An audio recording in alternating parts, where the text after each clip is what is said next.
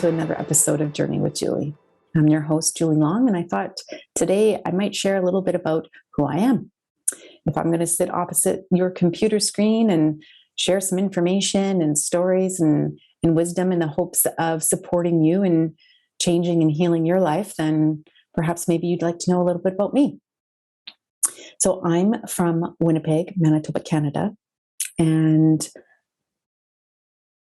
my life since I was 21 has been in the service of others professionally, starting out as a teacher and then transforming into a counselor and then a therapist in the community, and then now a life coach and an online education provider. So people have often, I don't know if you've ever been a part of a support circle where people share their opinion of you. And you listen to it and you think, what? That's what people think of me? And I was just in a life coach training recently, and they did that exercise. And it's a very interesting activity to hear what people have to say about you. And one of the things that people often say about me is that I'm inspiring to them. And to me, I feel like I have just done what I wanted to do. And like, I couldn't live if I didn't follow that voice in my mind. And so people often ask me, how did you do this? And I thought that it might be helpful to share my story and how I did do this, so that you know that I'm human, I'm normal, just like everybody else. And probably you'll hear something in my story that reminds you of what's happened to you in your life. And the reason why I want to share my story and share other people's stories and share information on this website and in these podcasts is because we're all human. We're all in this together. And I know that sounds like a cliche, but when we're really struggling, we feel like we're alone and we feel ashamed and we don't want to talk about the things that we're struggling with. And to me, that makes it ever so much harder to work our way through whatever adversity that we're currently in. And so I think before I start sharing, I feel like one of the most important things that I think that all of us have in common is this human spirit, this resiliency, this innate capacity to heal. And if we can tap into that, then we can make our way through whatever adversity is in front of us. And sometimes we need support in doing it with somebody, because sometimes the load is just too much to bear on our own. And we're social creatures after all. We're human beings, and there's power in numbers. So where shall I start? I'm the sixth child of 7 children to Maureen and Lloyd Southern. And my childhood was very busy. I went to school and then went to sporting activities after school. And I was surrounded by 2 parents who selflessly cared for their children. But obviously that I was born in 1978, and the atmosphere around mental health, stress, and dealing with life adversity was completely different back then. And my parents had their own traumas in their own life. And unlike now, where most people feel a bit more comfortable with going to see a counselor, my parents didn't have that opportunity. And so oftentimes when shit hit the fan, so to speak, it kind of spilled over onto their kids. And both of my parents had difficulty managing their emotions. So amongst all the chaos of being one of 7 children, we had to manage, my siblings and I, my mother's mental health. She has obsessive compulsive disorder, and my father's temper, and the domestic violence that happened in our home. My siblings and I are really close now, but just like everybody else growing up, there's sibling rivalry. And I have an older sister that I often felt people liked more than me, and then I wasn't as good as her. And, you struggle when you're growing up. And so my childhood was no different.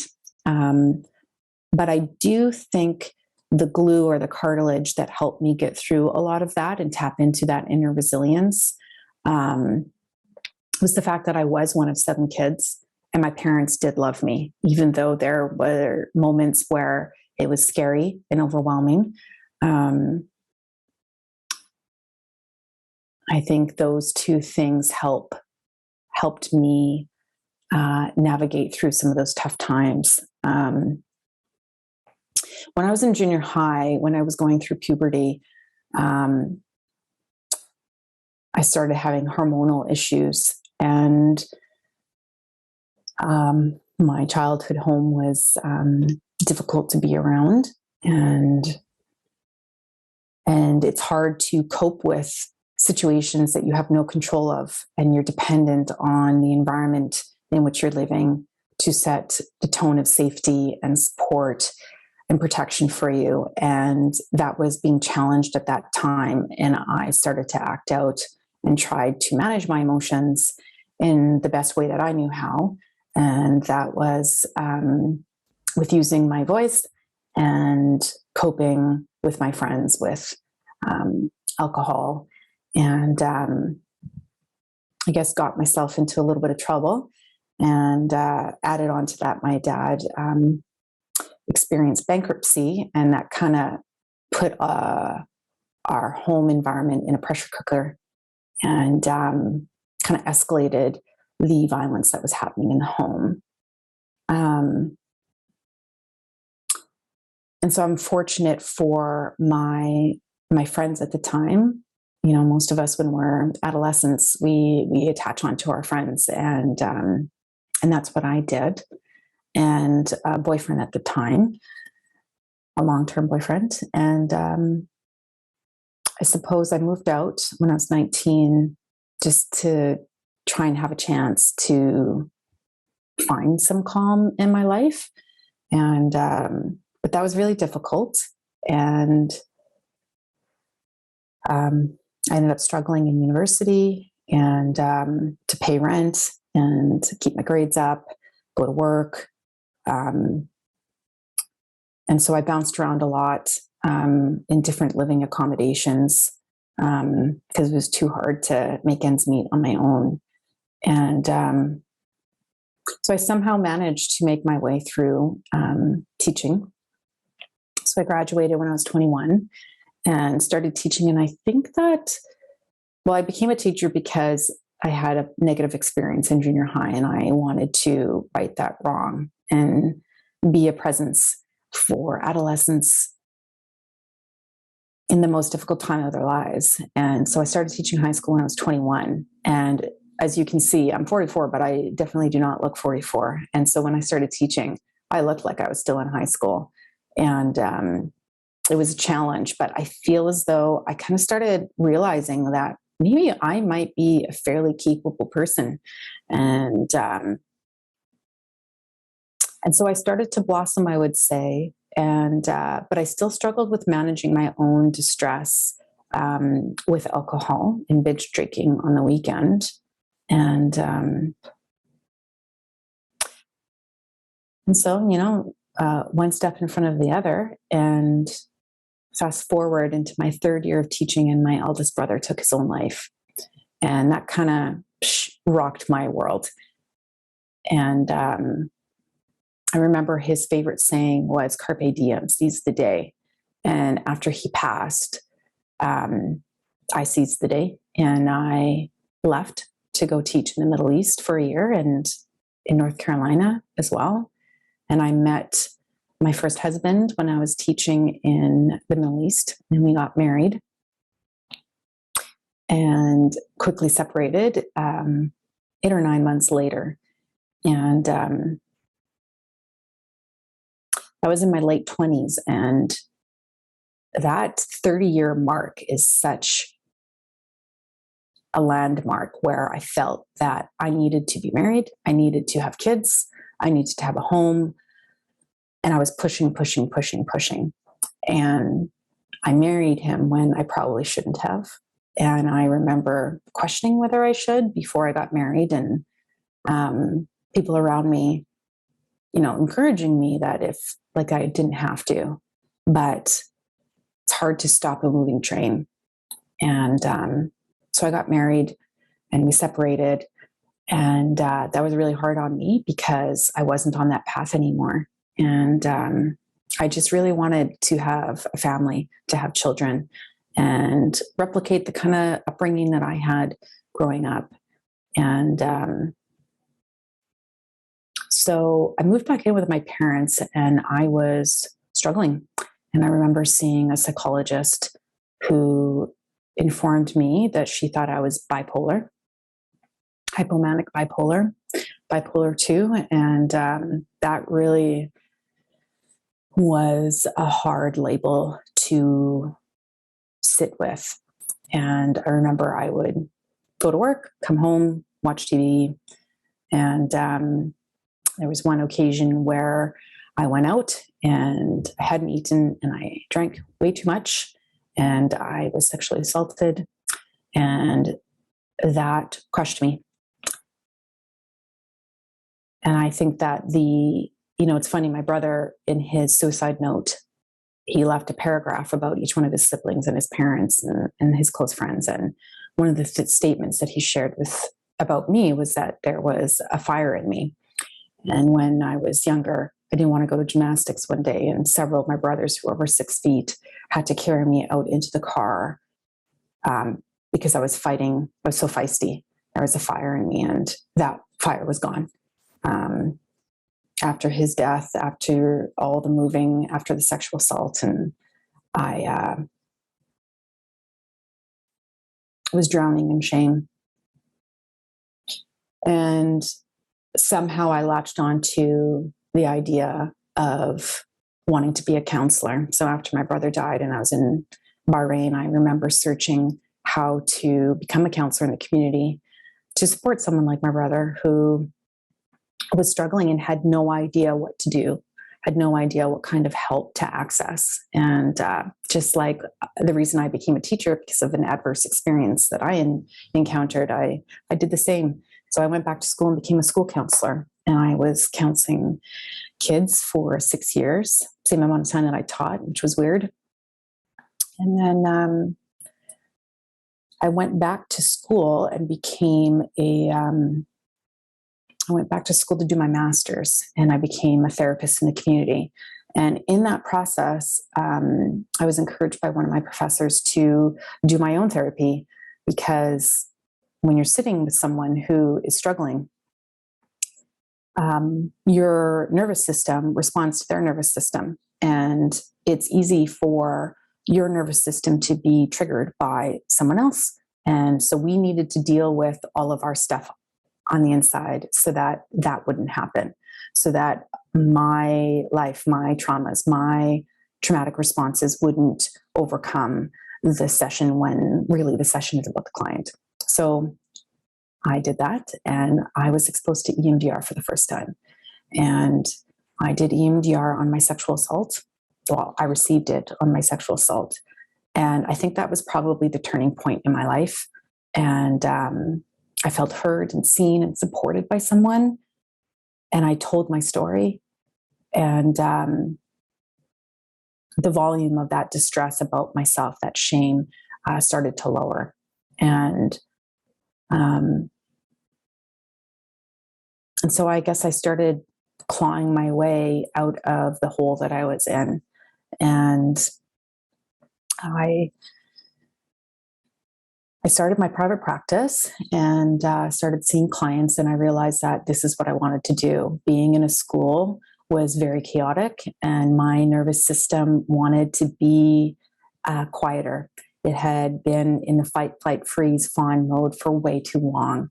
And so I decided to resign and started my private practice, and was doing that for a while, and met my husband online, my current husband, my second husband, and continued to do my own therapy, and found different types of modalities that I felt were of benefit to me. Kind of like what Peter Levine says in Waking the Tiger, that trauma is a fact of life. It does not, however, have to be a life sentence. Not only can trauma be healed, but with appropriate guidance and support, it can be transformative. And that's what it was. And so I decided that I had to create that wellness center that I started to think about when I was a counselor in the schools, where students have access to a guidance counselor like myself, social workers, psychologists, occupational therapists, physical therapists, to support their success in the school. And I know that we had that, in Canada with our healthcare system, but when things are free, there's a lineup. And when my brother, in the fall of 2000, when he started to struggle, we needed help now. And I didn't know what that help was or where to find it. And so my dream was to create one place where that's where you know where to go. And I wanted to create that place so that when people like myself who are trying to support their brother or need the support for themselves know where to go, and they don't have to waste a lot of time and energy when they don't have that, to find people that can support them and help them navigate through the forest and find their way. And so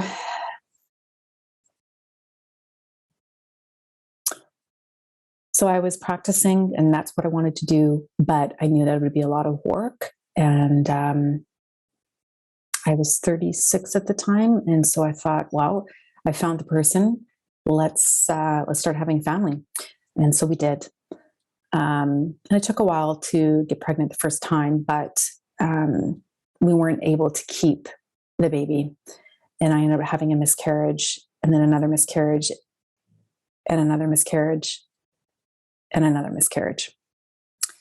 And each one of them became more and more difficult to recover from.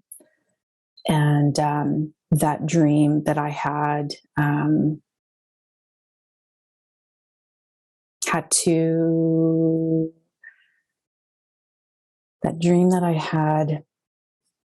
wasn't going to come to be. And with each miscarriage, I couldn't function, and I couldn't go through it anymore. And so I told my husband, he was happy to stop trying. It was hard for him to see me go through all of that. And so he got a vasectomy, and we tried to adopt, but that was going to be too long of a process. And I was now 40 and he's 44. So we decided not to try and adopt. And so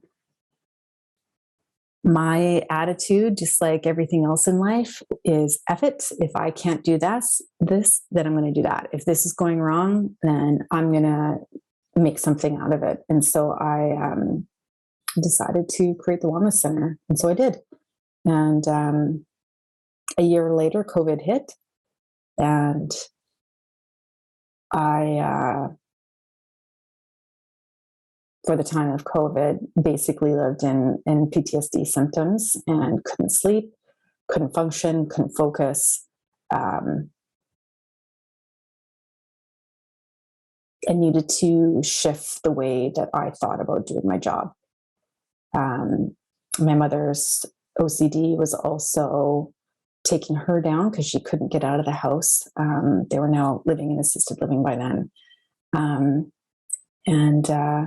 So I couldn't hold her, my aging father, and my clients and my own stuff at the same time.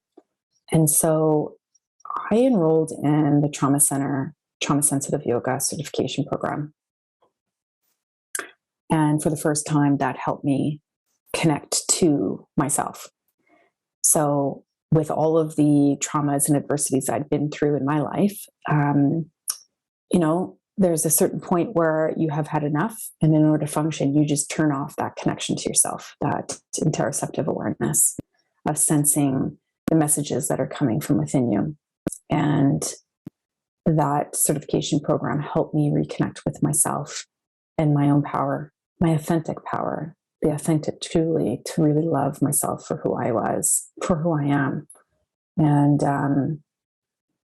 so the rest is history. So as of today, June 17th, I've sold my home and I am moving to the country with my husband, who has his dream job, and we're going to build a home on the water. And I will continue to support people, but support people online. And because I remember years back, I thought, I only have enough stamina to help people one-on-one in my office. There's only so many people you can help during the day. And I thought, you know what?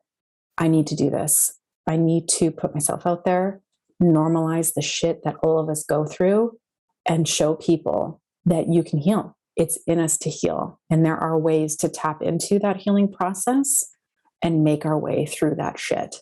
And to normalize it by sharing our stories and have other people sharing their stories. And so that is what I'm going to do. This is what this is all about, to show you that I'm real, that you're real, you're important, you're loved, you're lovable, and you can heal. And that others, through listening to their stories and strategies that they use that help them, offer you hope and encouragement and inspiration to take one step at a time, to tap into that fierce, resilient self within you. And so I decided to launch this online business, and I decided to write a book. So that should be coming out soon, and do the training to support people in a way that supports me in the process. And so that brings me to you. And I hope that all of these podcasts, the free training, the courses online, are of benefit to you. And I'd love to hear from you. So that if they are of benefit to you, feel free to visit the website and leave a video recording or leave a question or a topic that you'd like addressed at some point in the Journey with Julie podcasts or online trainings. And this is just the beginning, and I look forward to our journey together. And I'd love to leave you with some words by Gabor Mate about, I heard this quote. It's a bit of a documentary that he did. I can't remember. But he says, there's a wisdom in trauma when we realize that our traumatic responses and imprints are not ourselves. And we can work through them and thus become ourselves. And that is what we're going to do here at Journey with Julie. So I look forward to it, and take care. Thanks for tuning in to another episode of Journey with Julie. If you have a question, topic, or story that you'd love to share, I'd love to hear from you. Please visit my website and leave me a note. And I'll see you next Tuesday, where we'll hear more about how to shift your life from surviving to thriving.